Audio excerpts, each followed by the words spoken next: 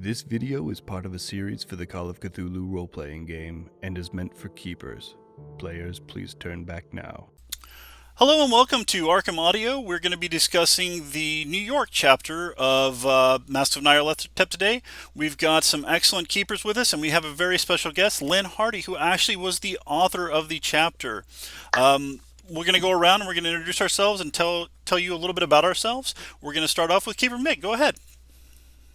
Hi, my name's Mik Parkin. I've been playing Call of Cthulhu for 20, 30 odd years now. Still learning stuff every single day. Halfway through the New York chapter, my group are loving it. I'm loving it. And yeah, we're looking forward to hearing about everybody's ideas tonight. Miss Lauren. Hey everyone, I'm Lauren, also known as That Salty Ginger. Over on Twitter, I use she, her pronouns, and I am half of Salty Sweet Games on Twitch with my best friend Kiana.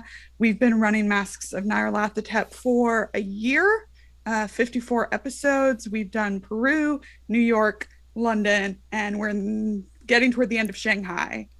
Amazing, amazing. All right, Keeper Donal. Hi, my name is Donal. I'm a keeper for Masks since the pandemic has started.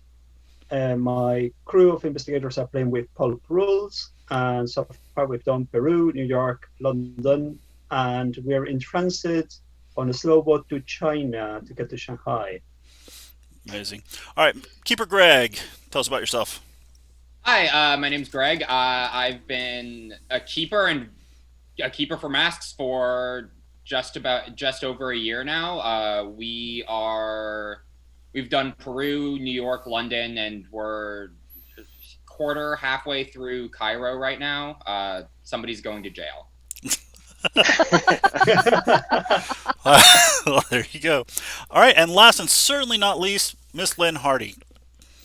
Hello, I'm Lynne Hardy. I'm the Associate Editor for Call of Cthulhu at Chaosium. Oh, heavens. I don't actually like horror films and horror novels very much, so it's always a great source of amusement that I actually write horror scenarios and edit them for a living. Nice. And I was very, very fortunate to be asked by Mike Mason to work on the update of Masks of Nyarlathotep. So I worked on the New York chapter, the Cairo chapter, and the Shanghai chapter. And for New York, it was a collaboration between myself and Scott Dorwood. Scott, having lived in New York, helped with that. We also had Chris Spivey of Harlem Unbound look over it to make sure that, you know, we were being respectful and culturally sensitive with the update as well. So the New York chapter is very much a collaborative effort. Wow, amazing. That's awesome. Well, you guys, I guess we'll start off, and I want to hear what your thoughts are on the New York chapter. What was your biggest challenges and pitfalls, and just what would you kind of advice would you give to new keepers? I guess we'll start off with Mik. Go ahead. Yeah, my suggestion, twofold really. First is in the books it's put through as Peru being an optional chapter. I'd really recommend doing it because it, as we did on the last episode, it gives all of the players something to lose when poor Mr. Jackson buys it in room 410. So definitely do that. The other pitfall I find is that there's quite a lot of handouts at the start of it. So with the details about the Carlisle expedition, and also when when Jackson dies and you find all of his bits and pieces in there. So just making sure they're not going through information overload is one of the biggest things I'd say. But absolutely loving it. You know, it's New York in the 20s. You've got jazz, you've got Broadway, you've got all the extra stuff that's coming from the Harlem update, and everybody's having a blast. Awesome. Lynne, what are your thoughts? Or Lauren, sorry, Lauren. Yeah. I absolutely agree with Mik. I did the Peru chapter, and I can't imagine heading into New York without that. I even did a little in-between episode in 1923, right before Jackson sets off on his journey to learn more about the Carlisle expedition, to kind of thread the needle of their friendships. Because for me, New York, the best way to kick it off is personal connections, personal connections, personal connections. Definitely. My players, we had our art forger, had a connection with the mob. Our investigative journalist, he had a sister who was a dancer at the Cotton Club, getting a bit too close to one of the mob members who was also a cop. And we had, Charlie knows everybody. He's a rich boy. So all of these kind of personal connections came together really well to kind of get them invested just right off the bat like that. And I found that to be super important. What Mik said about a pitfall, especially with those Carlisle expedition handouts, if I could do it over again, what we did is we stream, right? So we sat around and we read all the handouts together when they finally looked into it. But what I would do if I could do it all over again, I would make an old-timey newsreel, back then the Carlisle expedition heads to Egypt, and do something like that. So I could just be like, here. I actually just released 3 days ago. I released audio recordings of all of those, in a newsreel format. Yeah. So yeah, definitely. It really has helped my players as well. Just to okay, and we're gonna listen to this play. Yeah. I've not heard it yet. Do you do a bit where kind of the music becomes very somber, where everybody's dead? No, it's actually more just read in like a news radio style. Okay. But yeah, that sounds awesome for to have to do newspapers. Yeah. All right, were you finished, Lauren? Yeah. Okay, sorry, I didn't mean to. No, those are my initial thoughts. Didn't mean to interrupt you there. Donal, go ahead. As everybody's saying, it's important that the players have a connection with Jackson Elias. But what I did myself to avoid that information overload that Mik mentioned was okay, so before we start off New York, you receive a telegram from Jackson Elias, blah, blah, blah. They kind of expected that. The surprise comes, but in this time, rather than starting with a big fight in room 410, I let the cultists get away. Well, they jump on the staircase, there was a chase, and the stair fell, and so they basically got away. So there weren't that many clues left in the room. So to them to start tying up the knots and trying to see how it all is connected, it took a little bit longer.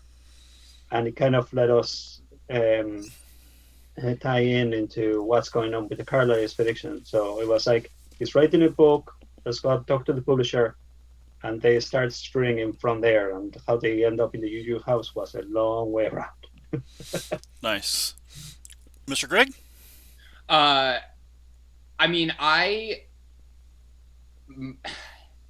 My biggest pitfall, and I'll go into this a little bit in more detail later, within maybe 3 sessions of New York, my players wandered into Juju House, and one of the players was just in a really bad mood that day, and Kawane was just making her really mad, and they tied him to a chair and tortured him, and then had a huge blowout in the bottom of Juju House. They'd been in New York for 2 days, and so this they just blew up the entire New York chapter, and I had to figure out. I had to spend so much time figuring out how to, rearrange things and make it still have a satisfying conclusion. I'll go into more detail about how I handled that. But if any of your players in New York die, don't be afraid to bring them back as a zombie for everyone to fight later. Nice. That'd be good. Are you recommending checking that none of the players have watched Reservoir Dogs that day? That also would help, yes. Nice. It is very easy in this campaign for the players to become murder hobos. Oh yeah. Mine definitely did in the end. just just completely took out the Juju house, and they had hired some mobsters. One of them had like mob connections, and he's like, "We're gonna just go in and Maya, is this a nice place you have here? It would be a shame if something happened to it," and it just devolved into complete murder hoboism. And it actually was interesting because they were at Fat Mabel's before, and one of my characters, we're playing Pulp, is playing a psychic, and so she had did a divination roll, and she actually rolled a not one, which was like, wow, cool. So then when they go to Juju House and they end up getting in this giant fight, they end up TPK. I mean, everyone wiped, and the last person, the way I worked it out, was the last person that was alive was the psychic, and when her vision, like when her vision kind of clouded and she went under, she woke back up from her vision where she rolled the one, and this is what you saw. And so I was like, whoo, that was a great way to overcome a total party kill of y'all being ridiculous murder hobos. Now don't do that again. so the next time they went, they were much more prepared. So in New York, you've got some amazing set pieces that you guys have put together. How did y'all use the set pieces, and what was your personal favorites? And we'll just go around in the same order. Yeah, for me, so I've only got halfway so far. I've really got two set pieces in there. One is the massive ruck in the hotel room, and we just went full on action on that. It was great. There was fire extinguishers swinging. I've got a psychic with a musket. I don't know how that happened, but it happened. So she was kind of shooting people. We had the private eye. I really enjoyed the private eye. She was kind of she didn't go up. She was kind of across the road in a diner eating pancakes and kind of watching the cultist getaway car pull up. So we had kind of had a two-pronged attack. So that with the icy fire escape and everything, it was that went down really well. Apart from everybody being really very sad that Jackson was dead. And the second one, which we haven't got the full set piece yet, but the first look into Juju House, trying to get it so it's the flags aren't completely obvious, but we had the private eye going in again by herself, pretending that she was buying a present for her auntie. And one of the lines that I used that I stole totally from Lauren, and anybody who wants to try and up their game for a keep, I'm going to embarrass you horribly with this. You need to go and listen to some of Lauren's stuff. I've been playing this for 30 years, and she used a line in one of the podcasts recently, which was, "What is it about this that scares you?" And use that with her. And it was like, I just got to put my feet up for 5 minutes, and she was describing all the weird stuff she saw in Juju House. It was fantastic. So she kind of worked out this. Actually, I'm hideously unprepared for this, and I'm just going to buy a wooden giraffe and leave. But she was very freaked out. Nice. So that's what I've got so far. So I'll leave the rest of it to the rest of the keepers who have finished this. Miss Lauren? Yeah, room 410 was a blast. I actually in that transitional period, they started having dreams about a red door with the numbers 410 on them, because I did want to foreshadow it. I had so much fun with that. So that entire set piece was just a blast. We had our psychic playboy push one of them out of the window off the fire escape. But otherwise, they don't go in super hard. They knocked another one unconscious, and another one that our adventure scientist chased down, got stuffed in a trunk. He was okay though. The NYPD came and got him. But my favorite thing was actually the Cotton Club.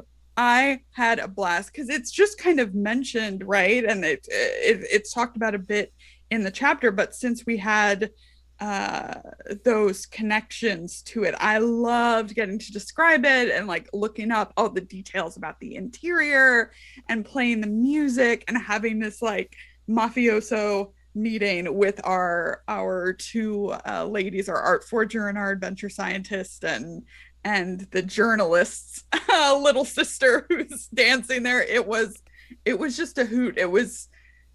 We didn't lose the tension, but it was a nice moment of a bit of levity, which is interesting since they were going there to meet with the mob boss. Yeah, but I adored that. Just getting to get that peek into like a night spot in New York in the 20s. I mean, that's what you want to do, right? That's what you want to get to see. Yeah, so that was mine. Awesome. We did a little bit with the Small's Paradise because we were going to be tying in Dead Man's Stomp from the starter set. So that instead of the Cotton Club, we kind of went the same route, but with Small's Paradise to be able to tie that in later. All right, Mr. Donal. Well, I actually like the bit in Harlem. It feels like there is a countdown going on because you have Hilton Adams in prison in Sing Sing. His days are numbered. He's on death row. And like it almost feels there's a little countdown, and you can describe the Harlem, and they're investigating these murders, and they know they're linked to Elias, and it's the same people. So as I said, my guys didn't have all those clues from Room 410 because cultists had actually gotten away. So they had to go hard on investigation on what was happening down in Harlem. So that really gave me that set piece that it would have been just a side because they didn't know about the Juju house, they didn't know about the Emerson imports, they didn't know about loads of things, and they have to basically figure out, oh, okay, so Captain Robson is the dirty cop here, but Lieutenant Poole, he's fine. We will work with him, and it actually worked out in the end. They figured out where things were going, and for the big finale, they had the help from Lieutenant Poole and his men. So it actually really worked out, and they saved Hilton. But I really like all that flavor of they're walking, like most of the party would have been white men, except that they had two characters that were black men. So it's like, okay, you're in Harlem and you can use that to your advantage. And they kind of let these two characters kind of take a little bit more of a front end. I think Donald's frozen. Yeah. And what an unfortunate pose. It always is. All right. I guess we'll move over to Greg, and then we'll hit up Lynne. Sorry. Go ahead, Greg. So I think the two set pieces that I had the most fun with were the basement of Juju House, but the Carlisle Manor, which wound up being the site of our grand finale because they bungled their I mean they all survived. They got all the information that they wanted. They just someone went mad and jumped in the Chakotay pit trying to save her friend and Yikes. wouldn't leave. She that was like part of her madness. It's like I have to save my friend, and so everyone keeps throwing down ropes, and she keeps just being like, "No, I'm staying. My friend's in here." But the Carlisle Manor. I mean, I think I took the stuff that was in the campaign, and then I think for the first time really as a keeper, because I'd been doing it for maybe like 2-3 months at that point. I just they had the classic like full moon party, and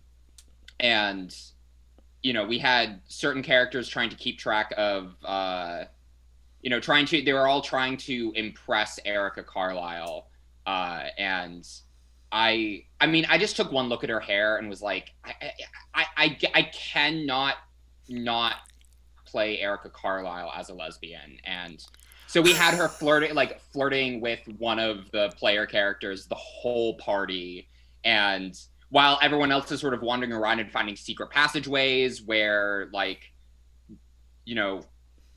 their zombified companions are popping out. The cult has infiltrated as oh god, what were they? They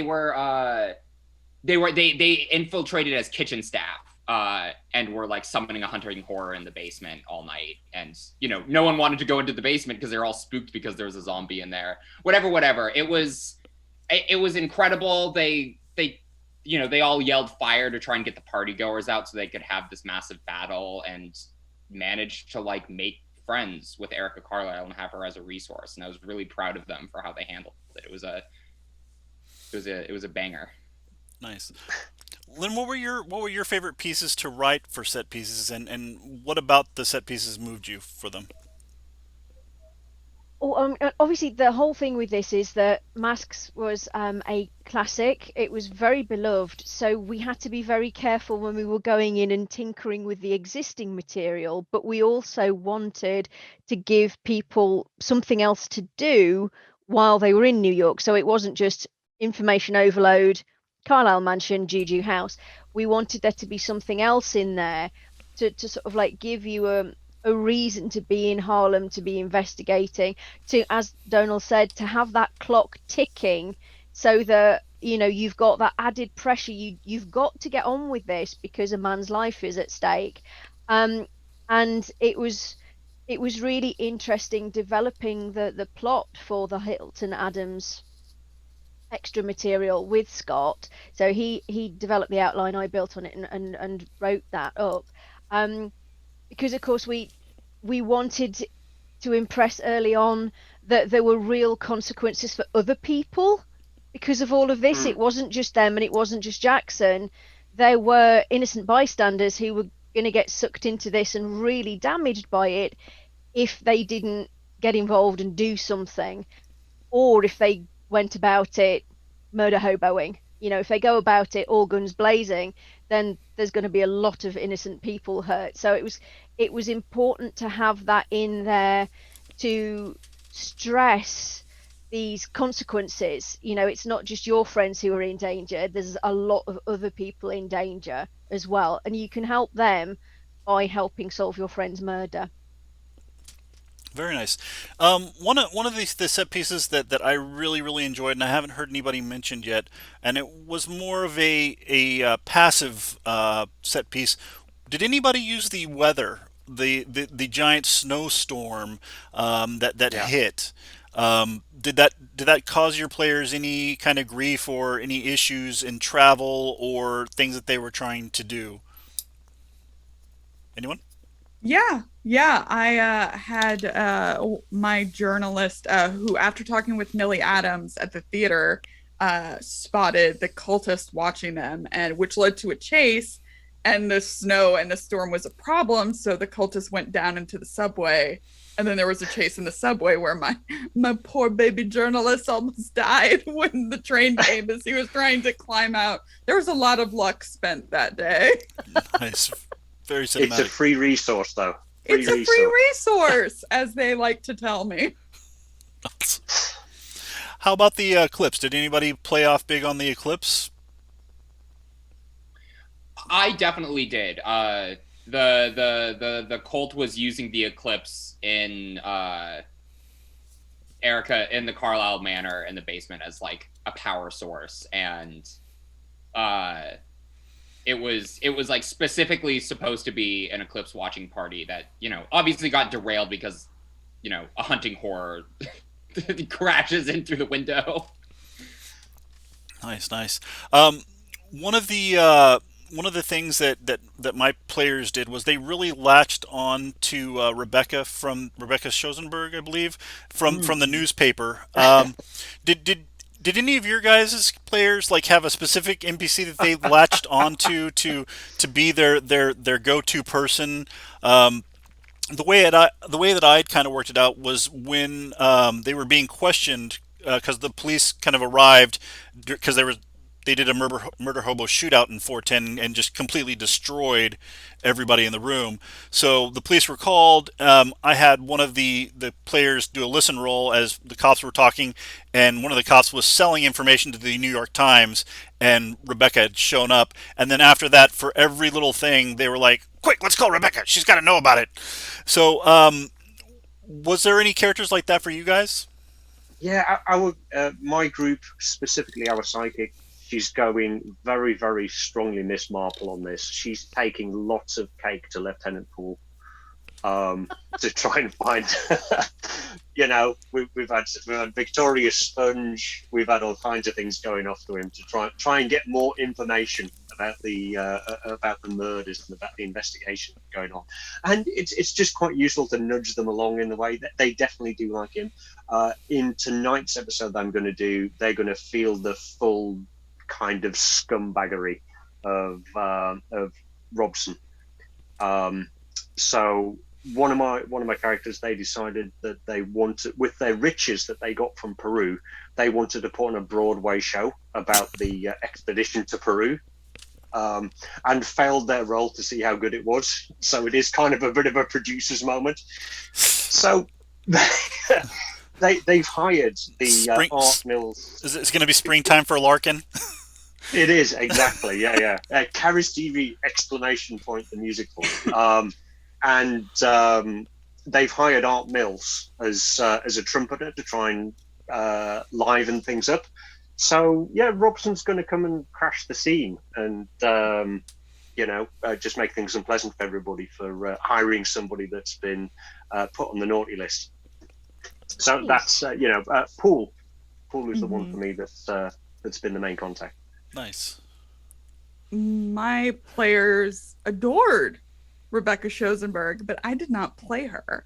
I got because we're streamers, so every time they have a journalist contact, I get one of our friends who's also a streamer to come and play the journalist. So I have my League of Extraordinary Journalists working to help them across the globe. And Rebecca was the first one, played by my friend Lynne. So she came in for that transition episode so she could have a connection to one of the characters. And then she was my journalist boss in 1925. So yeah, they loved her. Just having somebody who knew New York, who was invested in the fate of Hilton Adams and could connect them with Millie. So yeah, she was definitely a favorite, especially when she would outroll our little baby journalist on all the journalism things, which he quite enjoyed, I think. But yeah, she was definitely a fan favorite, as was Erica, because I just played her as being so over everything, and she was our psychic Playboy's ex. So that was very fun. Nice. Am Well, I allowed to jump in very quickly? Yeah. Because could I just say I'm really pleased that the women characters are like being enjoyed, because when obviously when Mike brought me on board, it was partly because I am a woman and he wanted a woman's viewpoint on it, because when I went through and read it originally, there's like 11 women and nearly all of them are there literally just to be victims. Yeah. And the remaining 2 are just not very nice. Right. So it was one of the things I really wanted to do, was to make sure that we had women who were rounded characters and would be really interesting NPCs for keepers to actually portray and have. So it's really making me very happy to hear that. Yeah, that's happening. Lynne, I've never seen people go gaga for an NPC like they do for Zara Shafiq in London. It's never. Well, that was Mike. Mike decided, because obviously we did gender swap a lot of the characters, a lot of the main characters, to try and, I mean, we didn't hit parity, which was a real shame, but we did try to move it on as much as we could, and that is, I'll let him know, because that'll make him very happy. Yeah. Actually, Zara Safik has become my recurrent villain now in the campaign, because she escaped from the Miser house. So I'm delighted to have her as the main villain now. But talking about the characters latching onto somebody, my characters are very independent. They don't trust anyone. They're just paranoid. Everybody's a cultist, and it was very hard to make that connection. But once they found out that there was an innocent man in Sing Sing and the scapegoat, they had somebody to latch on then, and then Rebecca became a source for them, and particularly Millie, and they really wanted to help their hellfighters to come through. So it actually, as I said, that really gave them that connection to start finding the clues and taking the detour to the Juju house. And then when they found out, like, okay, so Robson is the dirty cop because they saw him taking the take, then is when they started trusting on Poole, and then they had to use Poole in the end to kind of raid the Juju house. So, but like, I'm very proud of my players because they managed to talk to Erica into giving them the books. So I didn't have to, like, the books weren't there when the cult wanted to attack. The books are gone. So now they did have a massive fight, and loads of people died in the Juju house because they disrupted the ritual. But again, here's the proof that Milton Adams is innocent, and we're going to catch the people that are actually committing all these murders. So, Mr. Greg? Oh, yeah. So, I mean, my players all also latched on to Rebecca Schoenberg and Lieutenant Poole. I think for very different reasons. Lieutenant Poole, they were trying to like get as much information about Jackson Elias's murder as they possibly could. They kind of weren't. I don't think that they like fully understood the importance of the Carlisle expedition, and so they've sort of been following Jackson's footsteps, and so in doing so, they've been following the Carlisle expedition around the world, but like they haven't really bothered to do any research on them aside from like the initial stuff. I digress. They and Rebecca Schoenberg, they tried to go talk to Hilton Adams in Sing Sing like first session in New York, and he wouldn't speak to them because he didn't know who they were. And so Rebecca Schoenberg was their big contact in like arranged meetings, et cetera, et cetera. All of that wound up being kind of a moot point because they raided Juju House and discovered all of the exonerating evidence before any of those meetings could happen. But I'd actually forgotten about this until this conversation. I think someone was trying to translate Schoenberg out of German, and all of my characters just started calling her Rebecca Pants Mountain, and so she wound up getting renamed in our campaign to Rebecca Pants Mountain. Nice. Miss Lynne, since this is a new edition, were there any NPCs that were added or anything like that you dramatically shifted from like other versions to this version of New York? Well, obviously the whole Hilton Adams subplot, that's all new. So Rebecca, Hilton, Millie, the Harlem Hellfighters, they were all additions. So that was quite a big tranche. We tried to put in more support on that side of things. Again, just so that New York was a richer chapter, that it stood on its own 2 feet rather than literally all you sort of like, your friend dies, here's a cult. It was a case of, no, let's give it more grounding. Let's make it more of a playground like the other chapters are. There's more things to do.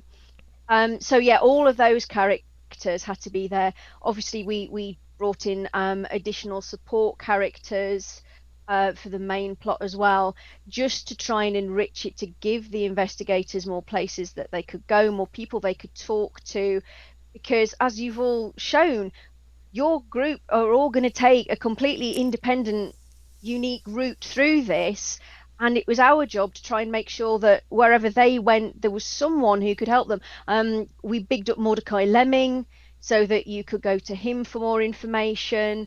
So that was fun, researching that actual building he lives in to work out, and actually finding photographs of the staircase so I could describe it, which is the stuff I really love doing.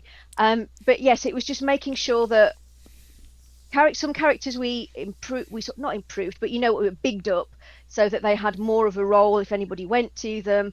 Other characters were brand new, and it was just making sure that the ones that were in existence weren't overpowered, because we're very much aware when we went back and looked at it that Masks really, let's face it, was originally written as what we would now class as pulp. It was pretty tough, so a lot of the time we downgraded the stats to make them classic characters and just left them kind of at the original level for the pulp version, because that worked.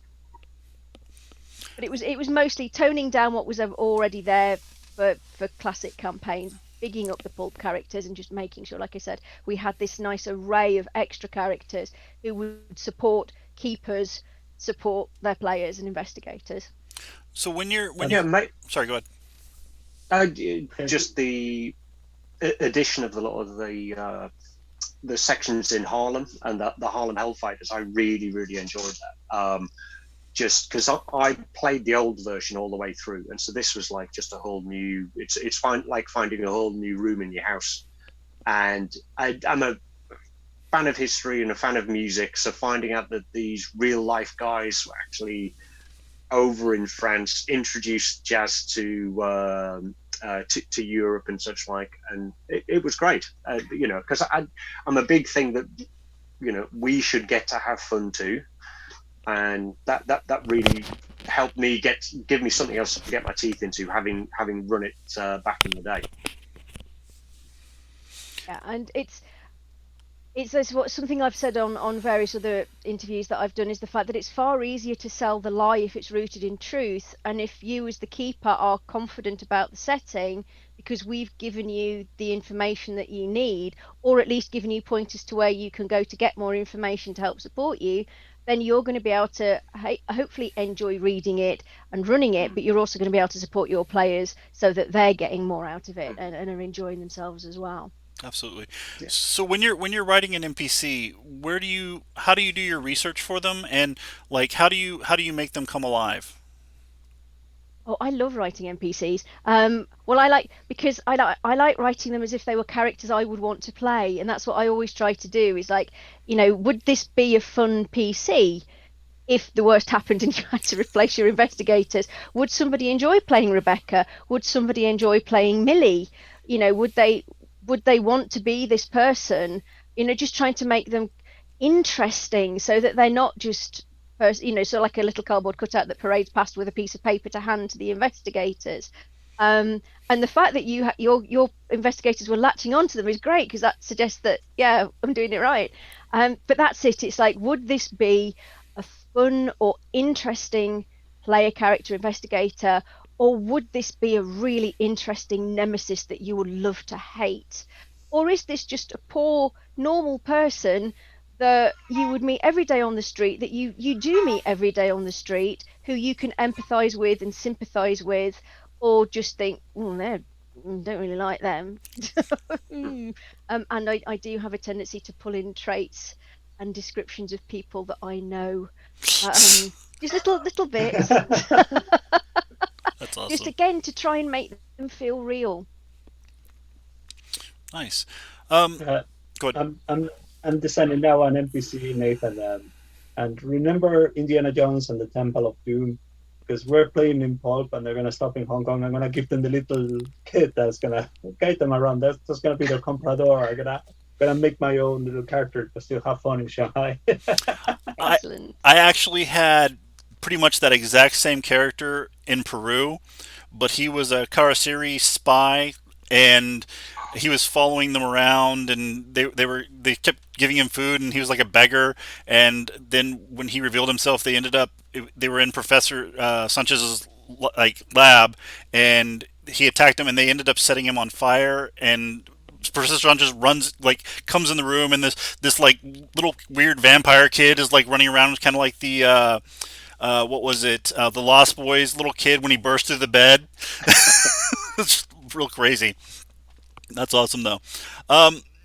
So one of the big things that my players found interesting was the funeral, where you actually get to meet Rebecca Schoenberg. If you haven't already met her, you get to meet the publisher, you get to meet the lawyer, and things like that. How did you guys run the funeral section for Jackson Elias? Mik? I'm going to sit here taking notes because that is tonight's session.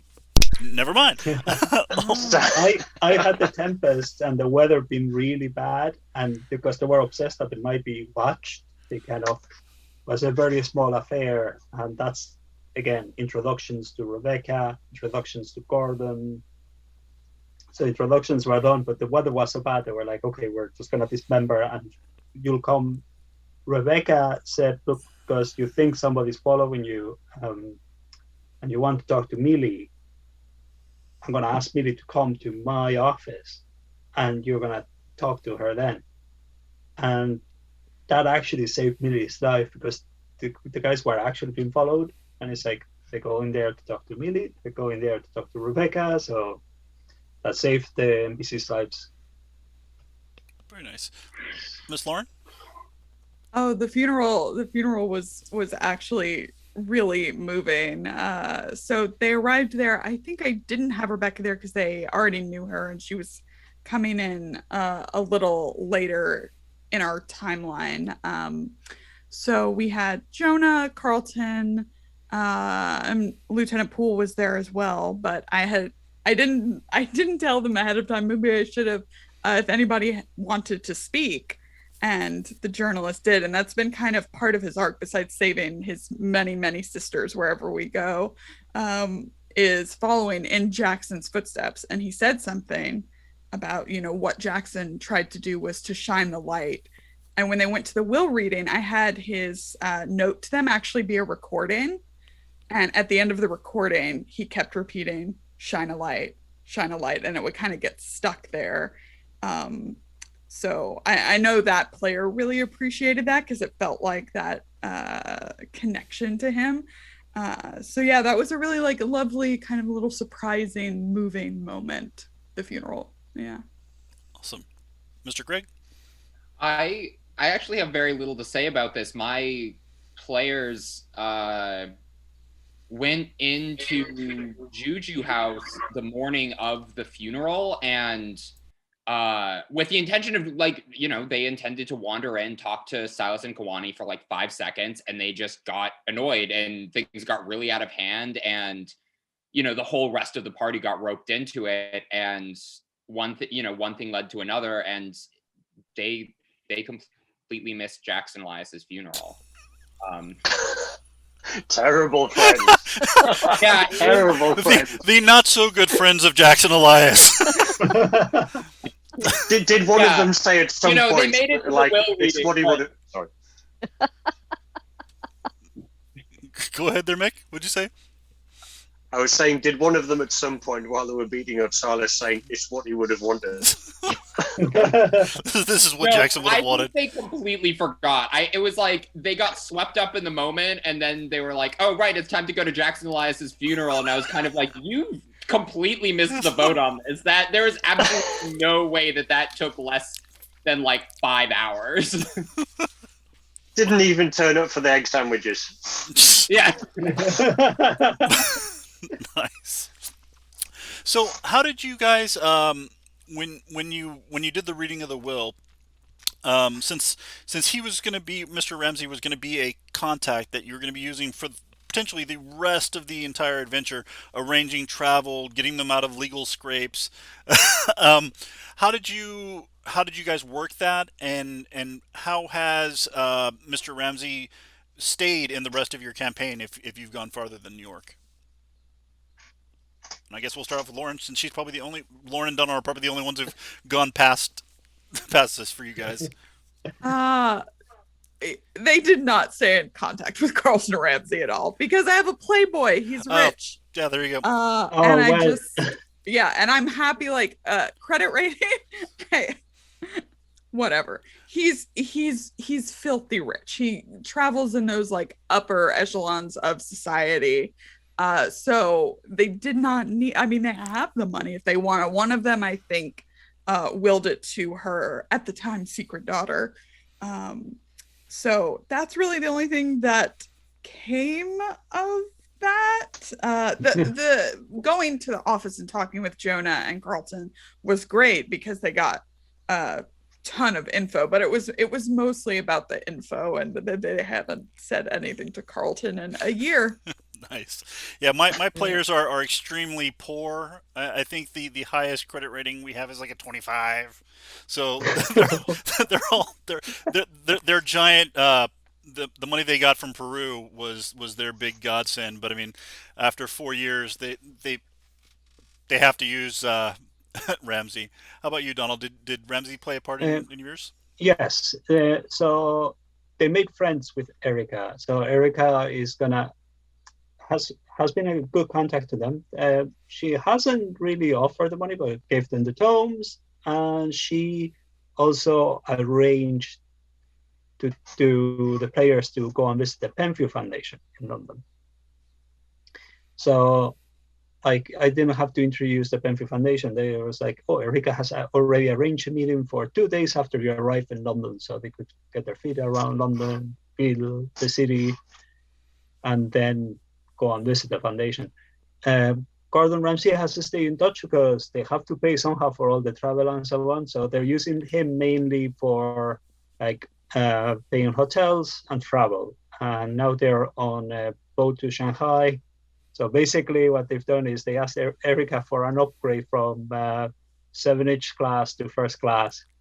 And because it's such a long journey, what I'm going to have doing the players is they're going to be using the time to level up the skills as per the appendix. But then when they're getting closer to the destination, I'm going to, in the pulp manual, there is this adventure called A Slow Boat to China.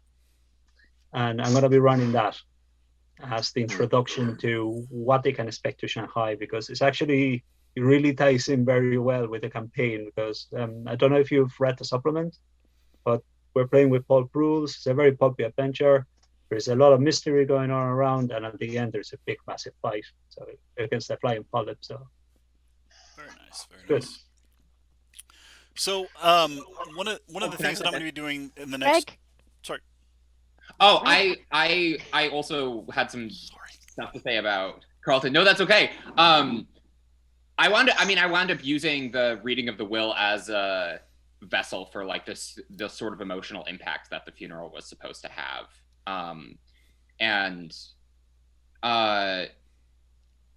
It's been almost a year ago since we ran it. I think that it had like the right emotional impact. They definitely were really happy to like get some real grounding information. And in between the Juju House disaster and the reading of the will, a couple of characters got assassinated in the in the New York Public Library, because I had to send them a message, both like from the cult and also from me as keeper, that like, look, you go and play this as a murder hobo, you're going to get like murked by the cult. This is just like how this is going to go. And so I use this as an opportunity to introduce the two replacement player characters. And I think that they latched onto Kensington a lot more than they latched onto Carlton Ramsay. He's kind of been in the background since then, like if they ever need money, but I have a hard time with the credit rating rules and kind of don't want to do any kind of bookkeeping whatsoever. And so I only really throw it out when someone's like, I want to buy shotguns for everybody. And I'm like, okay, how are you going to pay for that? Because like, I'm not just going to let you have that for free. That's nuts. And, maybe he'll start to come up at some point later. Maybe they'll, there's some consequence for their actions that like ripples back to New York, but I think he's kind of a vessel for the money at this point, unfortunately. No, it's not unfortunate at all. That's one of the reasons he's there. He's there for you to use as you need him. He was obviously, because Masks had this reputation of being utterly lethal, we had to try and have a sort of like a central point that could justify sending out new investigators and have this sort of like this constant, though, the sort of the storehouse of all the information. But you use him as best fits your campaign, and if literally he is there as the bank manager doling out the cash, that's absolutely fine. He doesn't need to be anything more than that. If that's all your investigators need him to be, never feel bad about that. He works for you, not the other way around. Duly noted. Thank you. I really appreciate that. Do you have any survivors from the cult in New York? Because ours, my troop really annihilated the bloody tongue. Like it's completely gone from New York. Yeah, ours did too. They're done. I still have Silas. Dallas made it out, but he was the only one. Silas made it out. He got away. I'm gonna have him pop up. Oh, wait. My girlfriend's back. Don't listen. I'm gonna have Silas pop up. Probably when they finally get to Kenya, which is where we're gonna have our climax, since they're in Shanghai now. So my plan, as I mentioned early on, in London, Sarah has survived. I have her planning on showing up in Egypt and Kenya. So I'm gonna let them think that they're safe going to China, but they're not safe. Excellent. So speaking of the different locations, when you've concluded, or in case of Mik, going to conclude, how are you going to determine where the players go, or where you're going to try to herd the cats into going what directions, or how did it work for you? Did you all go from New York to London, or did you choose a different route? If so, what led your players to choose that different route? So for me, some of them were personal connections, others were just because London is set up as the next logical step and is still kind of familiar territory, because we had 3 people playing Americans and 1 was playing someone from England. So it seemed pretty straightforward and logical for them to go there. I had the journalist, one of his sisters was also there, starting up her business, branching out. We had the mob job that my art forger was doing was to forge one of Miles Shipley's paintings. So she really wanted to meet him. After that. And of course, my adventure scientist is from London. She has lots of connections there. So yeah, it was very just kind of like, oh, we're gonna go to London next. So that was easy. I didn't have to decide anything. They decided that. After London, where to go, that's when it starts to get interesting and really changes up. Yeah. We're currently at the end of New York, and half of my party wants to go to Kenya, half of my party wants to go to London, and I'm trying to do the thing, well, if you just followed the expedition, it would make sense where you would go there, and then you could go there, and so I'm trying to get them to go to London. Actually, my troop at the beginning, they were obsessed because there's that clue that they sing Brady in Kenya. They wanted to go and say Brady. It's like, but that interview is from ages ago. He might not be there. And they went through, and there's the only clue point to Kenya, and everything else was kind of pointing towards London and the expedition. So they went themselves. It's like, okay, let's follow the footsteps of the expedition. Then everything else happened in London. They completely forgot about the Carlisle expedition. So now, because of something, one of the clues that you get in London in Mr. House points back again to Brady. They're like, we have to meet Brady. We have to meet Brady. And that's why they're on the way to Shanghai. Yeah. Jack Brady. Handsome Brady. man. Handsome man about town. My players wanted to go to Australia immediately after New York because they talked to, oh God, I'm so bad with names. What's the professor? Professor. Huh? Yes, Professor Cowles. Professor Cowles, yes! Oh, yeah. They had like a very illuminating conversation with Professor Cowles and were like kind of convinced that Cthulhu was behind all of this. And I was just like, oh God, please don't go on a like Cthulhu rabbit hole right now. But they were like, we have to go to Australia. And I was like, okay, that's cool. You can go to Australia, but the boat's going to stop in London, in London for 2 days. And like, because I knew that the second they set foot in London, they were going to get distracted. They're going to be like, well, we'll follow up some leads in London. And then they would just get sucked into this. And I've kind of just been like making the boat stop in the place where I want them to go and just see if they get sucked into it. And if they don't, then they'll go where they want to go. But actually, I don't want to you spoil denied London, them good. but London is very long chapter, and it makes sense that you revisit London. 1 second, we'll go ahead with Donal first. Go ahead, Donal. Sorry. I was saying London is a very long chapter, so it actually makes sense that they stop in London, and maybe they don't follow the threads that's happening there with the Brotherhood or whatever. There are a good few side quests in there that they can look into, and then they can come back to London at a later stage. Right. So, but that's a conversation for another day. London is fantastic. I actually really enjoyed it as well. Mick, go ahead. I was just making a wisecrack. I feel bad that Greg denied them a really nice Australian weather after the snowstorm in New York. Oh my God, I know. They'll get it eventually. Okay. So for you guys, what was the most memorable part of New York for you guys? And we'll just kind of go around. And I know, Mick, you haven't finished it. But so far, what was your players and your most memorable scene or part in New York? Yeah, my most memorable scene so far is the tightening of the collective stomachs that they had when Jay, our private eye, realized just how unpleasant the Juju house was, and getting the creeps and how all the roads seem to lead there, and they realized they're kind of way in over their head. They tried to break in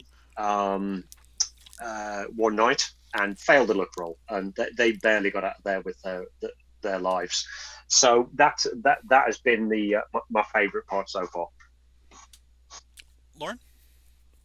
For me, I mean, we also use pulp rules because I'm a pulp addict.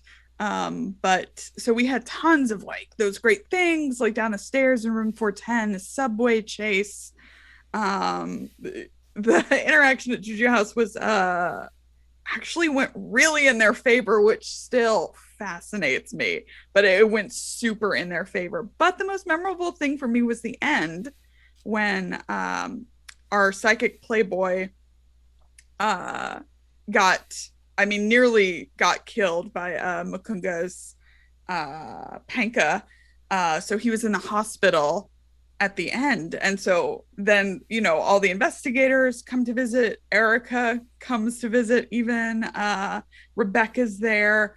And then Hilton and Millie show up because he's been freed. And because he's psychic, he's sitting around and there's this real like sense of like, hey, we did something really good. And the psychic sees the spirit of Jackson like watching them, and it was really moving.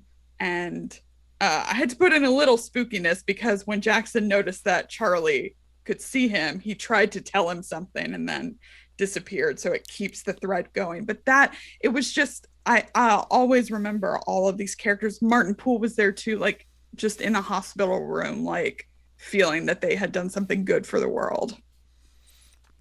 Having listened to that the YouTube show on there, it's a very wholesome moment. Donal? Nathan, Sorry, yeah, can I dive in for a second? Yeah. My game is about to start. It was booked for 8. Is it going to spoil anything if I slide off in a second? Yeah, no, go ahead. That's totally fine. If I can say one more thing before I go, thank you so much, everybody, for coming on and giving me loads and loads of great ideas. I'm going to be a slight fanboy for Lauren right now. You should definitely go and check out Salty Sweet Games. The best I've ever seen relationships and such being played, and you've taught an old dog some new tricks. So thank you very much.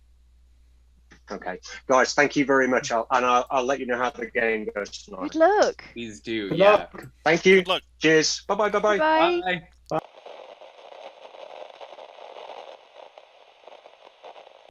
All right, welcome back. Mick had to step away for a little while, and we're back with Keeper Greg, Lynne Hardy, Mr. Donal, and Keeper Lauren. I guess we'll finish wrapping up here, and I believe did everybody go with their favorite moment from New York? I believe we're on Donal. Did you do yours, or do we do Lauren's? No, you were about to do me when Mick had to step out. To me, my favorite moment is the opening because it's so unexpected. Like they just walk into that room 410, and then suddenly high octane chase happening. The fight is like that's the most climatic opening ever in a session. It's like, oh, you're starting your adventure. Okay, so who are we gonna meet that's gonna give us the quest? No, it starts there and then. Like it's such a good you just hit the ground running. There's no another way to start it. And it's brilliant. Awesome. How about you, Mr. Greg? I think that we had so many cinematic moments in New York, but I think the one that is really coming up for me right now is the scene that we had immediately post Carlisle Manor, where the Erica Carlisle's family home was completely destroyed by this hunting horror. Everyone made it out barely with their lives. They managed to kill Mdari and the cultists, but we had a player character try and fight back when he should have dodged. He got killed, and everyone's like driving out into the night worried that this thing is going to chase them, and they're like hiding out in Brooklyn at our Private Eye's office, and they're all sort of like have this moment of quiet for the first time in like days, where just like they walked into New York and suddenly the world like collapsed around them, and they're all sort of like licking their wounds and like wondering like, do we need to call the National Guard? What was that thing? How are we supposed to deal with this? Like, how do we even explain to anyone what is going on? And realize, that slow realization that like, I can't really do anything about this.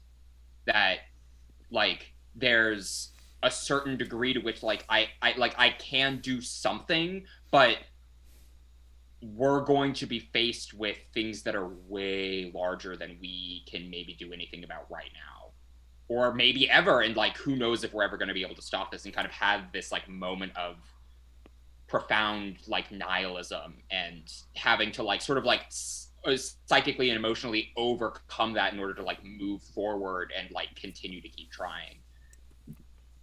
For my group, one of the big ones was when they went down to the Juju house, and they kind of just went in there guns blazing, and they went downstairs and they see the giant well with the stone cap, and they're just like, no, I'm good. And they're just like, I ain't opening that. We're all good. We'll cut the ropes, make sure and we'll jam out. So, and then they called Poole to come in and find the evidence on Robson. And so for me, they're like, okay, well, we checked the newspaper the next morning to find out what happened. And I'm like, well, okay, there was a giant fire in Harlem that burned down Ransom Court and about half the neighborhood, and lots of people are missing and dead, and yeah. So they got in touch with Poole, and Poole went down there. They accidentally opened it. They ended up starting this giant neighborhood fire. Lots of cops died. Lots of people died. And there was this realization of that's kind of on them, because they didn't take care of it, and they didn't prevent the loss of life. And so they were very upset about it. That was one of them. And then also one of my favorites was the chase scene in the Chelsea Hotel. And just the rickety staircase, and getting out the windows, and running down the fire escape, and then into the car, and then trying to make that into a car chase. It was incredible. And I love the 7th edition rule set.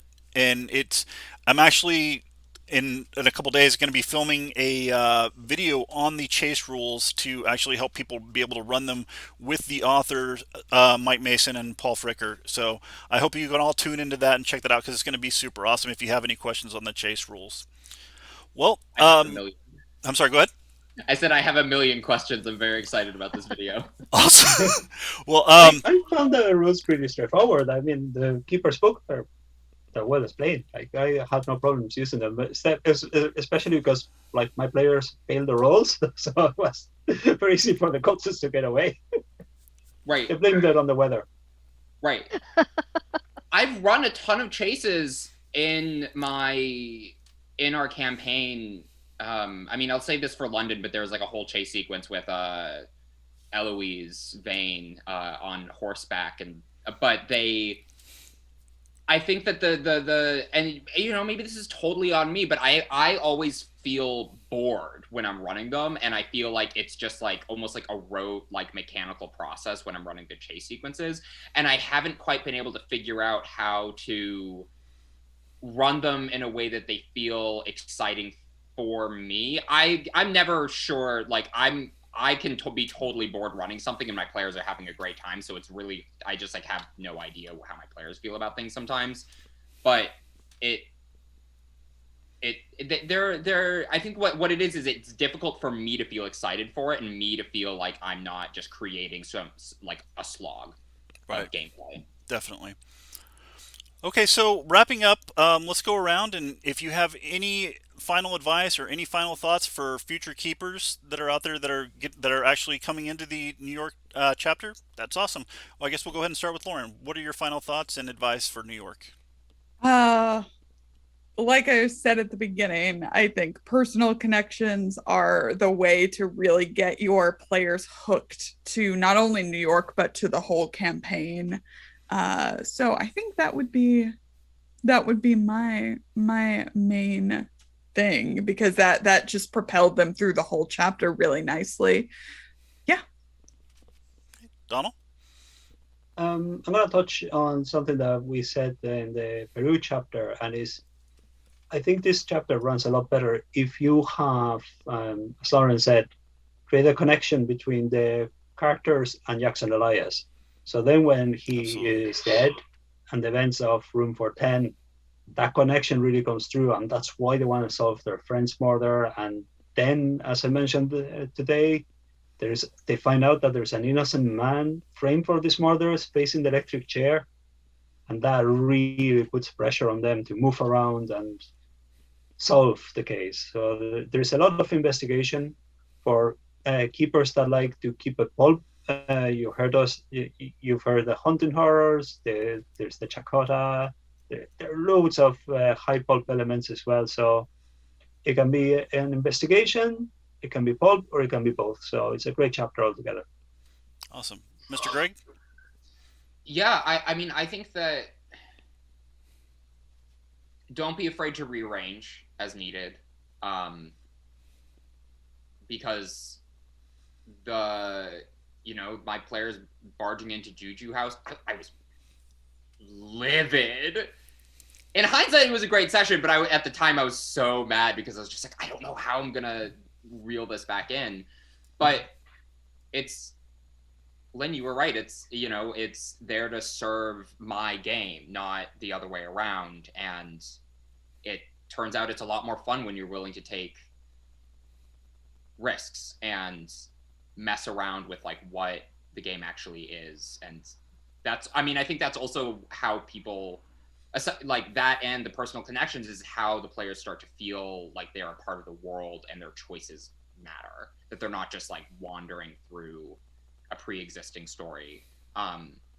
And don't be afraid to murk some people if they really do something bad. But only do it once. Only ever do it once. Sometimes they just need a little spanking. No, yeah. You cannot just commit mass murder in Times Square. No.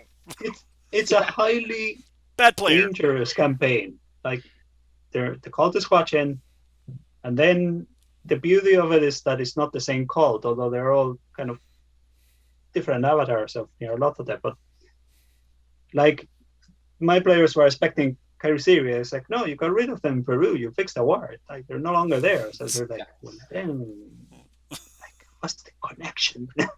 And then like they figure out the cult of the Bloody Tongue, and then they go to London and start asking about the Bloody Tongue, and they're going like, what? That part's done too. They're out. So yeah, it's brilliant. For the Egypt chapter, if you really love, oh my brain's gone. Shuri, the Wonderful Woman in London. Oh, Zara. Zara. I'm terrible with names. I do apologize. Because they are all different branches of the cult, if you really want to mess with your investigators, you could have them team up occasionally against other elements of the cult, because there's a lot of infighting going on between the London and Kyrene version of that cult, because it's just sort of like, So yeah, you can really blur the lines if you want to on that one. That's what I wanted to do in my game, but my characters antagonized both factions. Yeah, then it's not going to work. Mine are they're gonna go rescue Zara because she was taken at the end of London and she's popped up in Egypt, but they're going to be using her in the Nito Chris like ritual as a vessel. So they're gonna go save Zara because they love her so much. Okay. I can't wait.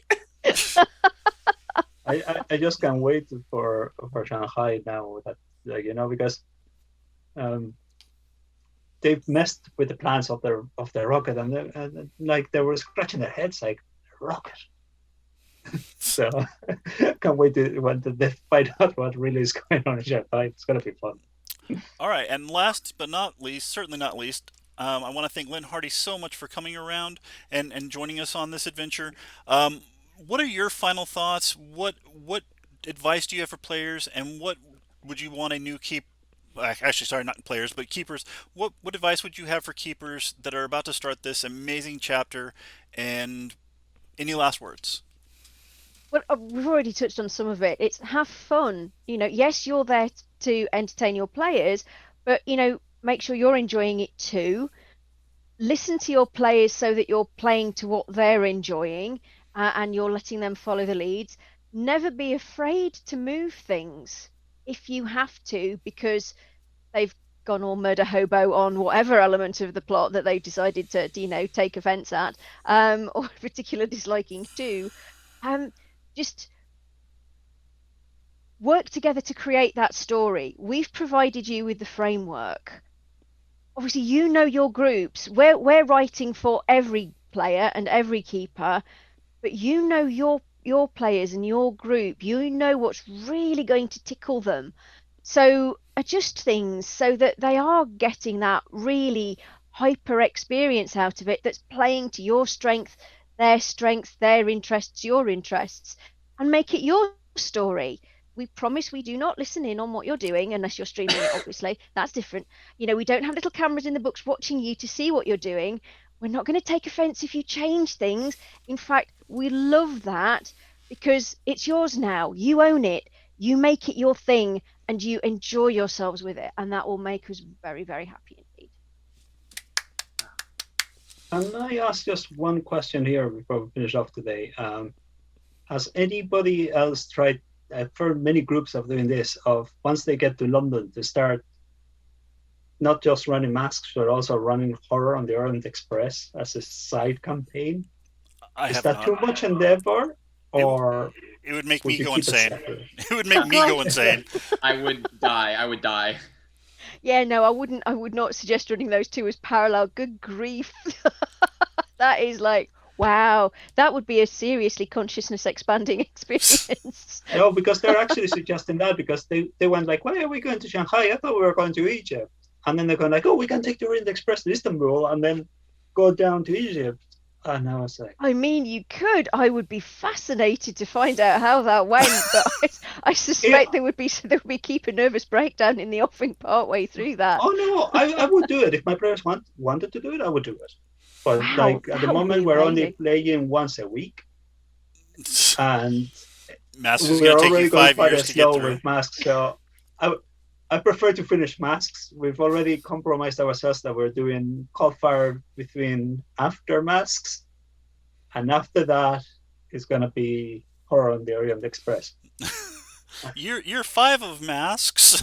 It's like it's already the longest campaign ever, but let's throw in another long mind-bending campaign. No, you see, they didn't resolve London properly. They've left lots of plots unchecked. So although they've done the side quests, like they've dealt with the Brotherhood, but Safik got away, so Zara got away. And at the same time, when I introduced the Department of Works, which I mentioned that I have them in my game, they're dealing. I had them dealing with the Curse of Nimbe from London Cthulhu Britannica. So I'm tying that up for like kind of loose adventures here and there. London is kind of becoming their investigation hub anyway. So Yeah, I mean, it's interesting though, if you do have any bits left over that would fit with other big campaigns, yeah, by all means work them in as little side quests, as foundations, as little sort of jumping off points to, I mean, even to get them into Horror on the Orient Express, where you've gone back to London to sort this bit out. Oh, and then look at this bright shiny over here. Yeah, definitely use them as hooks. Yeah. Well, I want to say thank you so much for everyone who came out today. Keeper Greg, I appreciate it. Mr. Donal, Lynne, Lauren, you were amazing. Thank you so much. If anybody gets a chance, please check out her YouTube channel or Twitch. If you got that information, I'll drop it in the description. And yeah, I just want to say thanks again, guys, and I will see you guys all next time for the London chapter. Thank you very much for organizing Thank you it. so And much. it's been a I'll see blast. you Thank soon. you. Thank you, everyone. It's been wonderful. And enjoy playing, everybody. Thank you, Lee.